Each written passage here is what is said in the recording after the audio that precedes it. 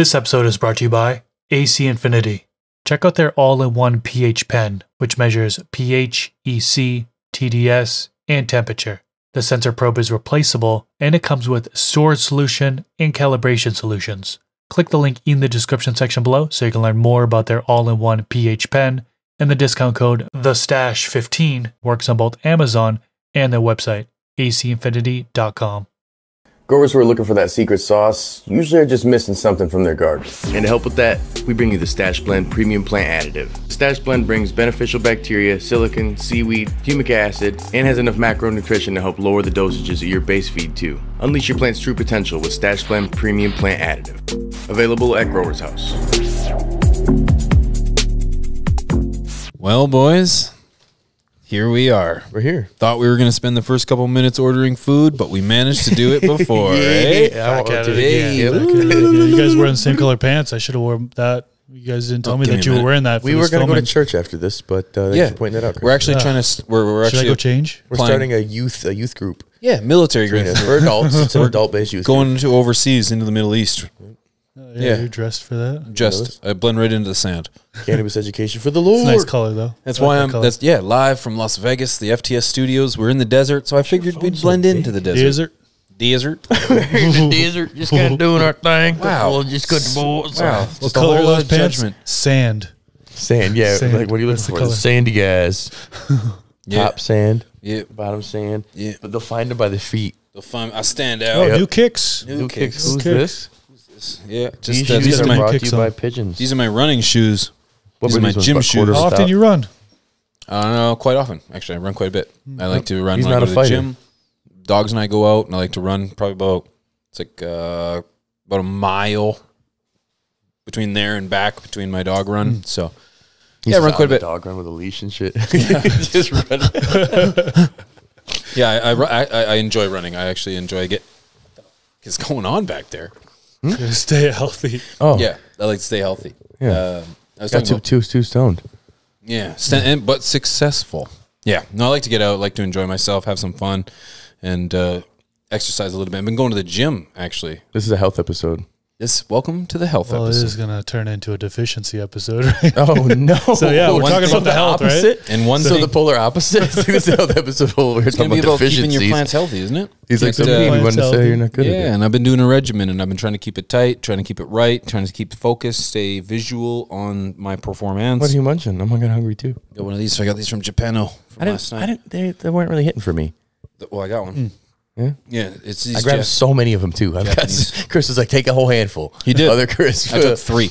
Yeah, no, I took a lot.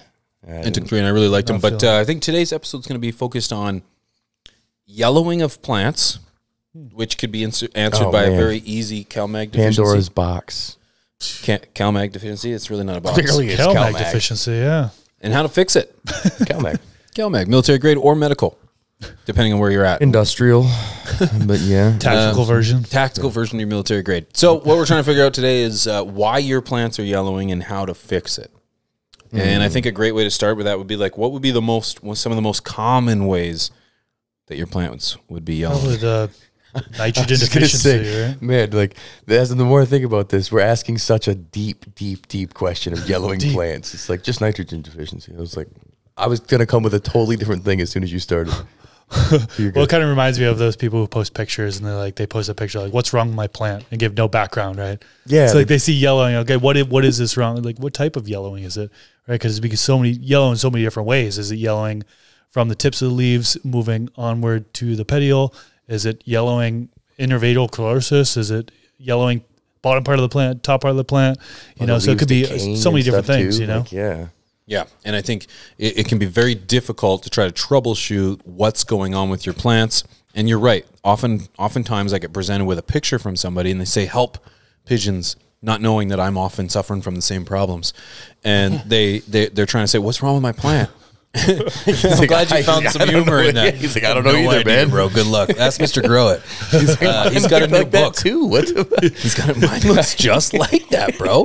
What did you do? So there is often too many answers to the problem when it comes to why are my plants yellowing, because it could be as something as simple as underfeeding to something as polar opposite to overfeeding.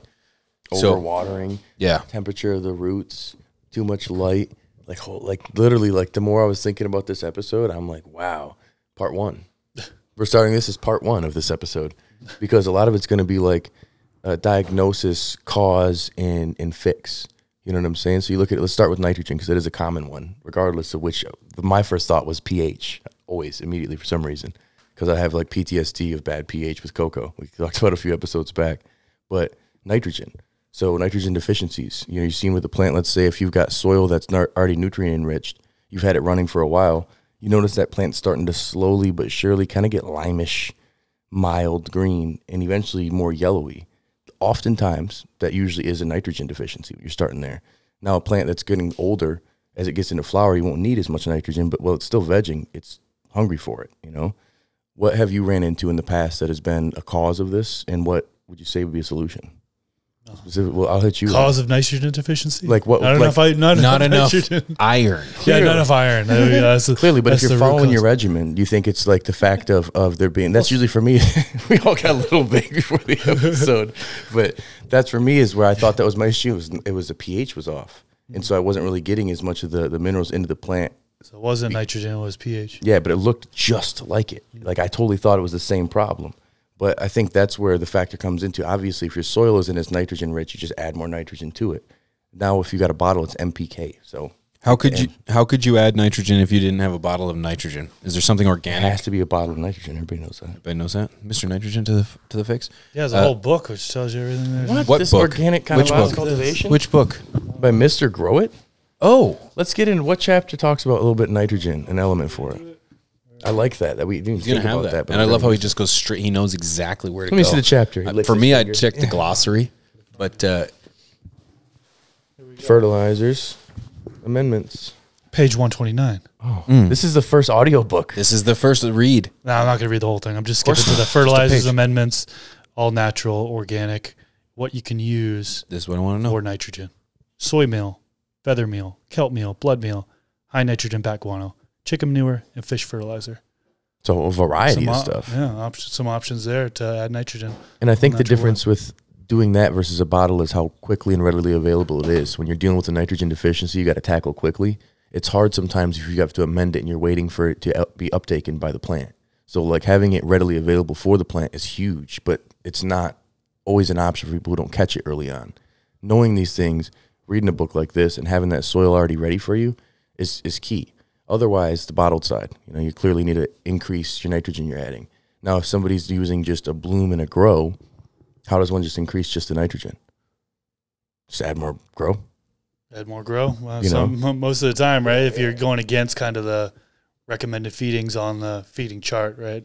The feeding chart is going to break it down between veg and flour. There's different recipes, right? So some of these charts go up to 4 weeks, right? And then you veg longer than 4 weeks. Everybody does. That's what's crazy. Almost all of them show 4 weeks. Like you're good after that. So you just use that. Most people just use that same ratio at 4 weeks. They continue on no matter how long they're vegging their plants for the most part. And yeah, that can certainly increasing feeding just overall low ppm or EC in the medium. One of the first things that kind of show with yellowing is the nitrogen deficiency, where it's yellowing from the tip of the leaves up to the petiole, start from the bottom of the plant, working its way up. So, but yeah, it could be that. It could, but you brought up a great point. It could be the pH off, and then showing as a nitrogen deficiency because it's not able to uptake that nitrogen, right? That's the cause and effect thing, where it's like it's tough because you have to know all the variables before you can ask somebody or give somebody the answer. So I got to be like, well, are you in a super soil? Are you in cocoa? Are you, water? Are you balancing your pH when you're watering? What's in your media? And that's going to help you in that point, because then you'd be like, oh, sounds like a nitrogen deficiency. Or you'd be like, oh, you don't balance your pH at all. You use bottled nutrients, and these ones aren't pH perfect. Okay, now I'm seeing this makes sense why you're having this issue. It's such a can of worms that you really get into when you look at yellowing. That'd be the first, traditional yellowing is that pale yellow kind of look, I'd say. But then what about, the dying off yellow, curling, crunchy kind of yellow? You guys ever run into that? But typically when I'm burning the On my plants. Yeah, top part of the plant, is that what you're talking about? The bottom part? Top part. Top? Yeah. Yeah, burning them. Light burn. I did that when I started with my stash blend. You can find that at stashblend.com. Well, and that's the problem is light burn and nutrient burn. I've seen both, but that it's depending on where it starts. Yeah, I typically am going to attribute to light burn. I'm going to see that tacoing first, which is going to give me an indication that I'm seeing it from the light, which is coming in like the canoe. Whereas when you've got a little bit of the burn, you see the curl at the end of the leaves. You'll start to see that brown where it's starting to, that leaves just starting to decay. Then I know I've got a pretty good sign. Typically at the upper halves or upper portions of the plant, then I know I'm burning too much. And I did that with my stash blend when I first started with it because I was trying to figure out at what point and how much can I use. Well, yeah, you were consciously pushing it. Yeah. I remember you were like, I'm not going down what I was doing. Giving it full nutrient line and I was adding. I remember saying, like, literally us talking about this. And like, oh, no, I know. I'm just going to see. And I was like, oh, that's ballsy, brother. Yeah, well, I know that I'm going to have people that are going to be trying this at home as well, or not so much trying it, but I know someone's going to try some stash blend, and they're going to add it to their entire line, and I'm going to know based on their curl that this is what's happening. I think that when you look at a situation of burning, though, it's not always burning of the nutrients, and I think that was a great point that Chris brought up with the light. Sometimes it's hard to tell because your plant will start yellowing as a whole because it's just light stress. It's too much light. Other times, if you're in flower, you'll see like literally bleaching, foxtailing and morphing of the plants. But like I've had times where I didn't realize my light was too powerful and the plant was yellowing out. And I'm like, what the hell's going on? Is it this? Is it this? Is it this? Dialed the light back to 40%, lifted it up just a little bit. She's bouncing right back. It's one of those, like, you got to read the plant. You got to know what you're looking at. You have to know how it's developing in a sense that having the busted, nasty, decaying leaves or just a stressed-looking plant. Like, that's the knowing what your plant morphology is, knowing if your plant gets ill or sick versus if your plant's stressed from the atmosphere or the environment. And I think it's interesting that you were going to say nitrogen, you were going to say pH, yeah. And for me, the most common yellowing that I'm finding is from underfeeding. I find people aren't feeding enough, and when I'm seeing that yellowing coming from the bottom portions of the plant and working its way up, it's a telltale sign that you're not giving it enough nutrients. Most of the time, this can be attributed to someone who's not using a full product line. Someone's trying to piece things together. You little kelp meal here. I'm using a little frost. But you're missing your CalMag. You're missing that military grade. But what you need is you need a full regimen. It's important that if you're going to take this on, that you need to understand that you do need a nutrient that's going to speak to this plant specifically. And when I look at plants, I see that they are hungry. And that's typically coming from the bottom portions of the plant, and it's the plant is trying to eat its food, and it's starting with the bottom, and it's working its way up. So, yeah, that's one of the most common yellowings for myself. And then we kind of touched on that if you're burning it, which is it'll be the opposite. Yeah, well, and that's where the crunching comes. That's speaking. I hear a lot of crunching. That's where the decay. You hear that, Wink? I think it's some munching back there. We got a little baked and.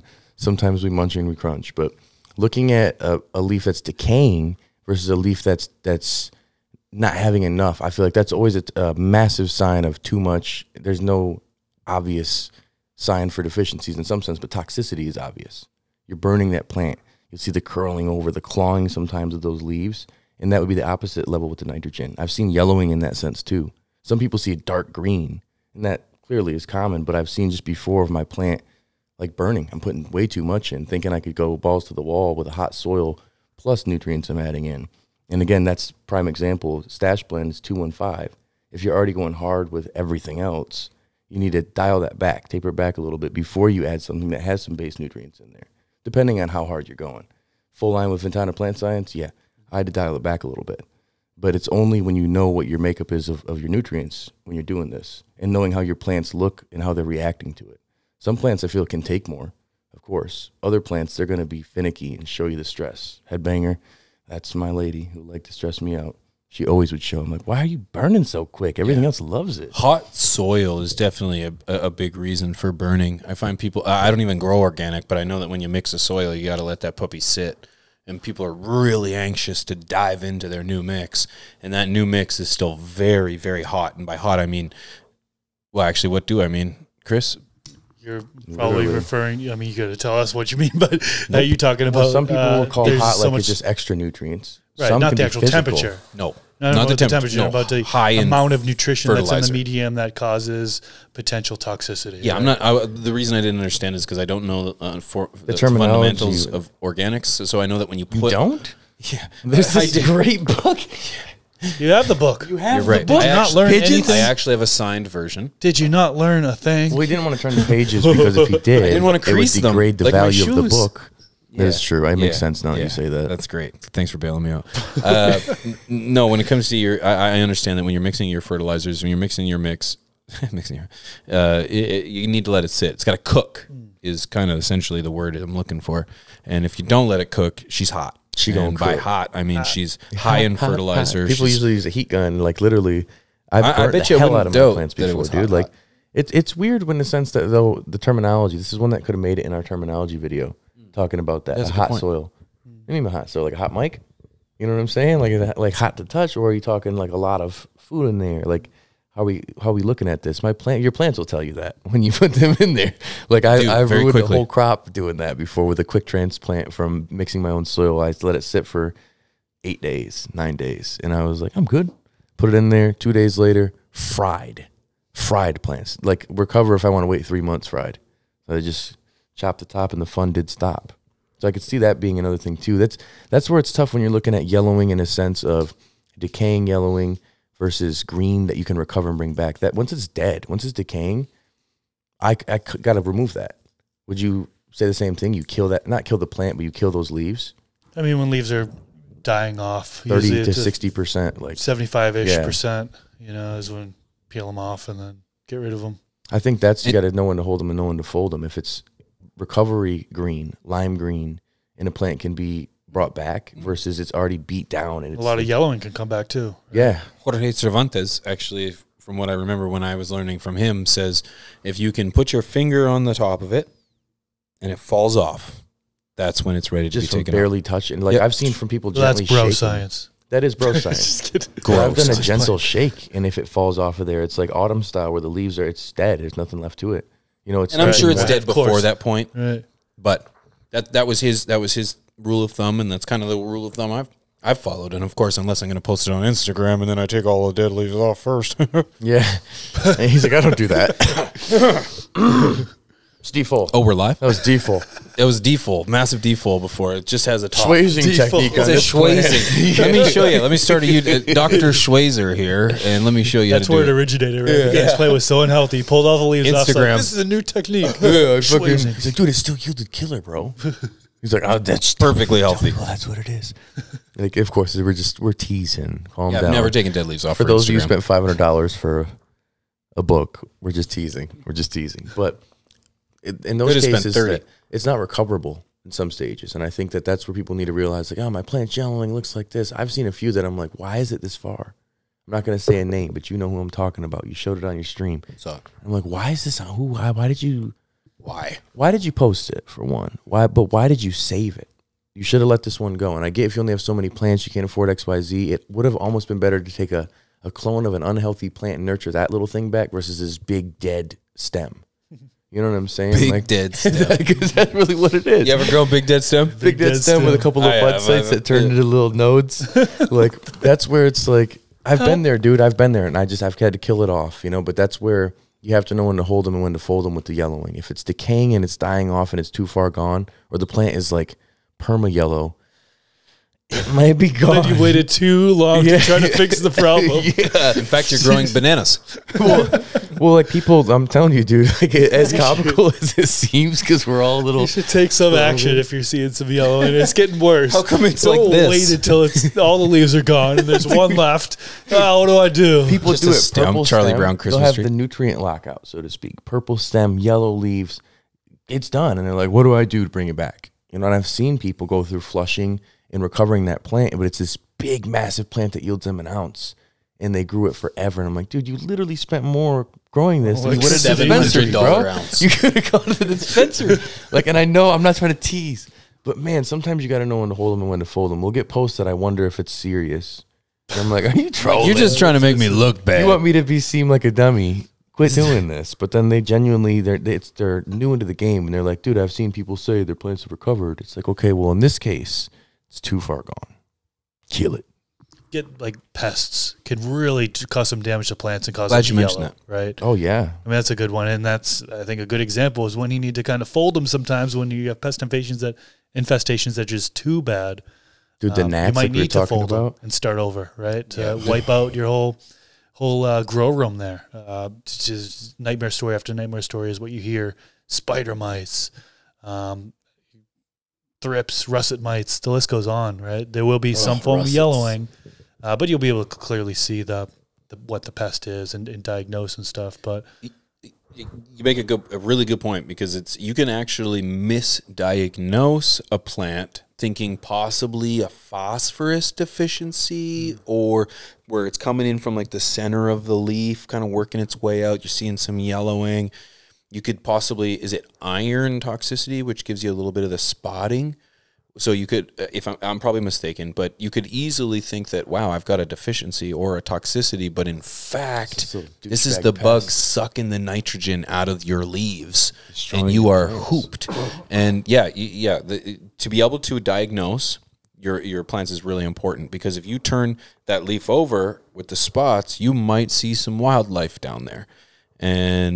Or you may not even see it because it's microscopic, or it's in your soil. In some cases, some of them are really hard to spot. Right. Plus, you got to look at signs of the leaves and like how the leaves are morphing and looking weird. Plus, it's yellowing. And then there's other ones, like when I had the winged root aphids, I thought I had every issue in the book besides that. It was only once I got my soil tested that I was like, oh, it's pests? I never would have ever thought that. Like, I thought everything was really clean and great, and I was so anal about everything, but it was soil that I purchased that had it already in there. But the plant was just so eaten, like the sap on the roots was just devoured. So my roots were being stressed out like crazy. And I think that's where those pests that you don't see, and you're like, what is going on? Is it this? Is it this? Is it this? It's like, dude, you don't find out until afterwards. It's in your soil. Yeah. And that's a tough one. And then in a sense, with things that can spread easily, it's just like you're saying, like, do you just cull the herd to eradicate the issue, or do you maintain this infestation and just combat it? Because a lot of people will just use IPM as management. But I want to have eradication. I want them dead. I don't want to have any in my room. I'm not trying to just maintain. But if you decide to keep that plant going, to say, well, you know, I love this one. I love this genetic. Well, it's like, this one's infested, dude. And if you keep it going and you're taking clones of this infested genetic, what do you think's going to happen? You know? Do you anticipate smoking that? Because we smoke bricks. So yes. I am in 2004. But the thing is like, it's at some point you got to understand that even I am a proponent of washing product. Not all product. Maybe used to be. I feel like you have. I haven't heard you say I'm still a proponent. There is product that needs to be washed. Yeah. Bud washing is a valid and useful technique for those that need it. I don't need it anymore. That is. You got into a tent. Yep. And so Pigeons made bud washing somewhat famous. Pigeons is bud washing. I did, and I'm not the guy. Yeah. He's a spokesperson. So. Yeah, I ended up having videos that blew it up, but it was like, this is not my technique. But anyways, I've had to justify that so many times. So what about bud washing? I'd love to bring it up. I know. So walk don't us mind. through this bud washing process. You have to do it. You don't lose any trichomes. Let's fight about it. Yeah, as I said, I am a proponent of washing your buds for those that need it. However, at a certain point, there's a loss, and when you're starting to see webbing, I think we're kind of getting distracted here, but you know, that's that cut loss. You're not winning that battle. You can't just think, I'll just bud wash this and keep it good. No, yeah, you made it wash through all there. the spiders, and you see those webbing, bugs, but you're not removing the excrement. You're not moving the eggs or whatever whatever if you washing else. It, your next plant didn't get removed. You didn't bud wash your plant, you know. And I think that's the thing. Like exactly a diseased plant that you keep going. Like these issues that people do oftentimes, it's stubbornness, and I've done it myself before. When it's gone too far, or it could sabotage the next run, just cull the herd and start over. It's really important to do that. And I think that when you're in a situation where you got a genetic you really want to keep, that's where you should look into things like tissue culture, because you can potentially combat the issue that you have and keep this, but you're not going to have it for quite a while. You're not cloning it. You're not, just like, hey, we're good this next run. I've thought before taking a cut and dunking her and we're good to go. It was my whole room that was infested. So it's coming back. It's another issue. You got to have the knowledge of the plant before you think you're going to just make this decision, though. So knowing the basics, the botany of cultivation of the plant we like, we'll say, is key, because you might end up cutting a plant and killing it when you don't need to, because you can have it come back. It's a nitrogen issue. You know, it's a mineral-based issue. That would be devastating in some people's cases. Yeah, and some of these yellowings that happen on plants, it's very hard to diagnose. You know, you think it's one thing, but really it ends up being a virus or a viroid, right? Pathogens can do that, and that really throws you for a loop, because you think it's nitrogen because it shows the same symptoms, and then you increase your feed, or it's the middle of the plant and you think it's the pH and you adjust it and try to get back in loop, but it's still struggling. It's still yellowing. Little do you know, you have a virus. It's a disease. You know, there's a pathogen that got you. Virus, viroid, hopulating viroid is one of the big scare lately. Everybody, you know, the amount of infestation or the disease spread for hopulating viroid, the numbers are staggering. You know? It's plant Rona. Plant Rona, right? I mean, it's rampant. It's going everywhere, man. Rampant. And commercial growers are dealing with all that stuff. Yeah, dude, it's everywhere. And that's where it's hard to identify things when you have these new variables that are coming into place. When you're looking at, you know, growers' Bibles from years ago, they've got things that they didn't deal with a lot of this stuff yet, or they didn't know, we didn't identify it. The science didn't catch up yet. Still don't know all the viruses that can impact the plant and how it reacts, and more are expected to be identified. And there, you know, the transformation of viruses, and this is a long conversation about that, and we should probably get an expert on for that. I was just going to say we should bring somebody on for that. For somebody who really knows about that. Actually, Matthew Gates would be a good person. Dude, let him come drop some gems. To talk about that, because he has a lot of knowledge when it comes to that. But yeah, viruses, viroids, it can certainly cause yellowing of the plants, and you could certainly think it's something else, and it could just be completely out of control, and there's no, I won't say surviving, but there's no kind of recovery. Like, you'll still get to harvest in a lot of the cases, but you're growing weak plants. You know, the plant's impacted negatively. Yeah, during growing. That's tough, man, because people don't. You got to get your plants tested at that point. You know, the only way to identify a lot of these is to send it into a lab to get tested. Hopulating viroid test, yeah, but you know, again, there's several other viruses that you don't even test that aren't even on the they're not even on the list. It's not even on our radar right now. You know, so that's tough. And I'm glad you mentioned disease and virus, because you know, gives me the nasties. Often enough, it's like you could be looking at a plant and see some yellowing, and we kind of mentioned that the intensity of the light might be part of that, which would have nothing to do with your intake, uptake, and your health of the plant. But often enough, I find people kind of disregard the temperature of the soil as well, because I find, at least for myself, growing in such really cold climates, if your root zone, if you're growing, if your plants are on the concrete of your garden and you're not separating, putting a barrier between the concrete and your pot, you're going to see some things that really don't make a whole lot of sense. You'll see some yellowing, you'll see some drooping, some twisting, and this is just a plant that's under incredible stress as the root zone is freezing. And this could be a negative. It could look like a nitrogen toxicity. This could look like anything. It could really look like anything because it's stress amongst the plant. So not only keeping vigilant on your or keeping your schedule regimen on point and your vigilance, but the temperature, the climate of the pot and the plant as a whole is really, really important. Surface temperature of the leaves, these kind of things that got to be taken into consideration. Environmental impact is very, very big on that. I didn't even think about that. I mean, I've seen people in situations where the room is too cold and the plant's drooping, but you don't catch that over time, it'll start yellowing. I had a buddy that was like sending me photos of his garden, and I was trying to diagnose what the heck was going on, and it wasn't until I came over and visited and seen his air conditioner. What the hell, dude? His air conditioner was blowing right on those plants, and those 8 plants right there were just destroyed.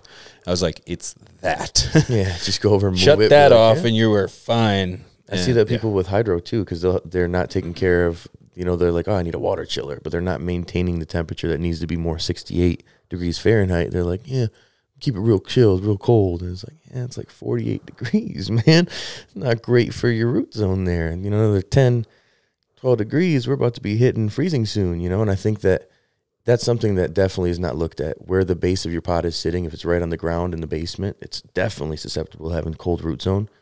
But elevating over airflow, too? I was just going to say elevating it is helpful, but then if you still have a super cold basement, you know, or a cold room, I didn't think about that one. It's a good one. I think one of the more obvious ones is overwatering, right? When you've overwatered, and you know, obviously waterlogging is what ChatGPT calls it. ChatGPT, we did that episode not too long ago. That was a fun one. Last week, I think. We got to Was do it another last one. week? It was. Yeah, it was a good one. But yeah, waterlogging or overwatering. Your plants' leaves are eventually going to start yellowing, right? The drooping first, telltale sign, but they're going to start to yellow. And same thing with underwatering, right? I mean, if you're letting your medium dry out and the plants just, I mean, I don't know if you guys have let a plant completely dry out before to where it dies out. Just popcorn fart dry and just crisps up. Yeah, everything droops down, then the leaves become yellow. It's just torture. I've done that too. It's sad. We both tortured plants. Yeah. You do that to males. Yep. Some people do it on purpose because they just, it's a male. All right. Well, I actually did it for a time lapse. Slowly, slow You'll death. die, bro. Not allowed in my grow room. Yeah, I do it Females to the boys. only. I do it to the boys. They sit out in the way. I don't call them or nothing. They just sit there and regret If their you're going to go existence. outside in the snow, motherfucker. Execution style. That's tough, though, because people in that situation, too, you know, if you're, especially in your like organic soil, you're letting everything dry up and die. So the food and everything that would be in there, you're depleting that oftentimes. And then you're dealing with a situation where the root zone now is stressed out. Oftentimes, root stress in general can, you know, be yellow on the plants. You'll see yellowing of your leaves. I've seen it from damaging of roots of transplanting, where somebody's just too aggressive with it and the roots get really messed up, and the plant's just yellowy and stressed looking after that.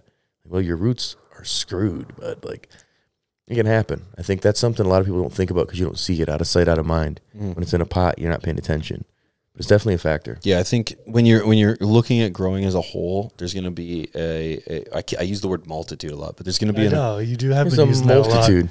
there's going to be an array. There's going to be an array of issues that come up that are going to present yellowing aspects or yellowing parts to your plant.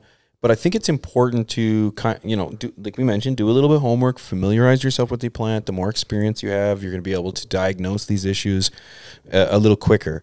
I think it's important too to kind of join a network, join a group, and Like a self. Discord You from read Stash my Discord? mind, baby. We have this. We have a shameless plug, but the spot we kind of meet out the most is at From the Stash or patreon.com/FromTheStash. We have a Discord session where we sit down with our patrons and we go over their gardens. We talk. We shoot the shiz. We do all kinds of things. But we also go live on Twitch.tv/FromTheStash, where we go and we look at our viewers' gardens.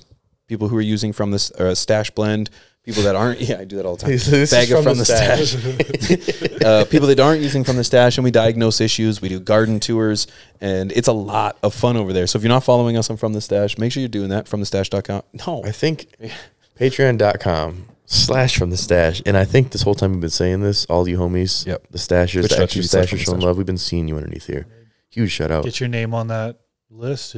Premium tier. Yeah, we really appreciate you guys for supporting us. I think because we've had some premium buds, we should potentially do a part 2 and get some feedback, get some extra things, get a couple notes. What do we miss? The audience, Probably let us know. I'm sure there's probably 3/4 probably a bunch of the thing. Probably a bunch. There's but a lot of reasons. I think people they think that we're sitting here and giving you the thesaurus of everything, and I'm like, we're giving you our experiences in your experience, and my experience. I don't want to repeat and regurgitate random stuff. Like I want it to be something that I have some experience with. So these are our experiences, and if you're watching or listening, let us know some of yours. Like share it with your fellow grower, right? Because if you think about it, help each other. Every deficiency starts with yellowing.